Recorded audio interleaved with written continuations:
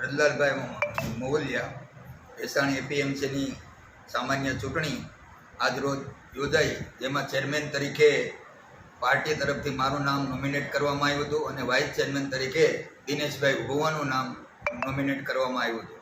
પણ કોઈ પણ કારણસર અમારી સામે બળવો કરી અને ઉમેદવારી કરવામાં આવી. જે 16 મત ચૂંટાયેલા અને 2 મત સરકારના પ્રતિનિધિના હતા, તે 18માંથી 11 મત મને મળ્યા છે, જ્યારે દિનેશભાઈ સામે કોઈ પણ ઉમેદવારી નહોતી અને દિનેશભાઈ બિનહરીફ થયા છે. આવી કટોકટીના સમયમાં જે મતદારોએ મને સાથ અને સહકાર આપ્યો એનો હૃદયથી હું આભાર માનું છું. અને આ માર્કેટિંગ યાર્ડની ચૂંટણીમાં જે કોઈ પાર્ટીના આગેવાનોએ, કાર્યકરોએ જે કાંઈ અમને સાથ સહકાર આપ્યો છે એનો બધાનો આભાર માનું છું. અને ખાસ કરીને આ અમારા માર્કેટિંગ યાર્ડના કરતા હરતા અને સમાહર્તા નટુભાઈ પોંકિયાનો દિલથી આભાર માનું છું. પાર્ટીના પ્રમુખ કિરીટભાઈ પટેલનો પણ હું દિલથી આભાર માનું છું. અને અમારો મેન્ડેટ લઈને આવેલા દિનેશભાઈ ખટારિયાનો પણ હું દિલથી આભાર માનું છું. પાર્ટીએ મારા વિશ્વાસ મૂક્યો છે, એ વિશ્વાસ હું સાર્થક કરી અને આ એપીએમસી જ્યારે સૂચિત એપીએમસી તરીકે જ્યારે નોમિનેટ થયું ત્યારથી હું આ એપીએમનો ડિરેક્ટર તરીકે ચૂંટાતો આવ્યો છું. અને આજ દિવસ સુધી આ એપીએમનો હું બિનહરીફ ચૂંટાયેલો ડિરેક્ટર છું. અને આજે આ સભ્યોએ મારા વિશ્વાસ મૂકી અને આટલા વર્ષે મને આ માર્કેટિંગ યાર્ડનો તાજ પહેરાવ્યો છે, ત્યારે હું એમાં કોઈ કમી નહીં રહેવા દઉં. બધા સભ્યોને સાથે રાખી ખેડૂતોના હિતમાં અને આ માર્કેટિંગ યાર્ડના હિતમાં અમે કામ કરશું. મારા વાઇસ ચેરમેન તરીકે દિનેશભાઈ પણ નવયુવાન આવ્યા છે, ખૂબ દોડવાવાળા છે, મારો જીગરજાન દોસ્ત છે. અને અમે બેયની જોડી માર્કેટિંગ યાર્ડને ખૂબ આગળ વધારશું. નટુભાઈએ જે કામગીરી કરી છે 10 વર્ષ, એમાં ક્યાંય લાંછન લાગવા નહીં દઈએ અને આ માર્કેટિંગ યાર્ડને ઉત્તરોત્તર પ્રગતિના પંથે લઈ જશું. અસ્તુ ભારતમાં. મારું નામ છે દિનેશભાઈ ખટારિયા.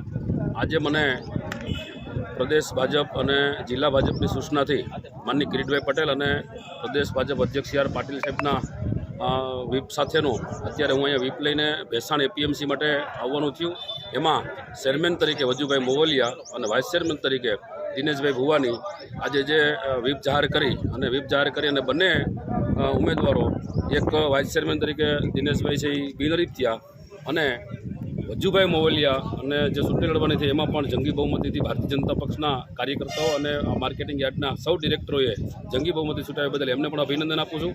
અને આજે આ ભેસાણ માર્કેટિંગ યાર્ડ વર્ષોથી ખેડૂતોની સેવા કરે અને આગળ પણ સેવા કરતો રહેશે અને વધારેમાં વધારે ખેડૂતોના લાભ થાય અને ખેડૂતોને કેમ આગળ વધવે એવું જે આજની તારીખે હું પણ સંકલ્પ કરું છું અને તમામ ચેરમેન, વાઇસ ચેરમેન આ તકે સંકલ્પ કર્યો છે. હું જયકુમાર શાહ, ચૂંટણી અધિકારી અને જિલ્લા રજિસ્ટ્રાર સરકારી મંડળ જુનાગઢ, આજરોજ એપીએમસી ભેસાણની જનરલ ચૂંટણીના સંદર્ભે સભાપતિ અને ઉપસભાપતિની ચૂંટણીનું આયોજન થયેલ, જેમાં ચેરમેન તરીકે શ્રી વ્રજલાલ ઘેલાભાઈ મોવલિયા અને એમાં ઉપસભાપતિ તરીકે શ્રી દિનેશભાઈ સૌજીભાઈ ભુવા ચૂંટાયેલા જાહેર કરવામાં આવેલ છે.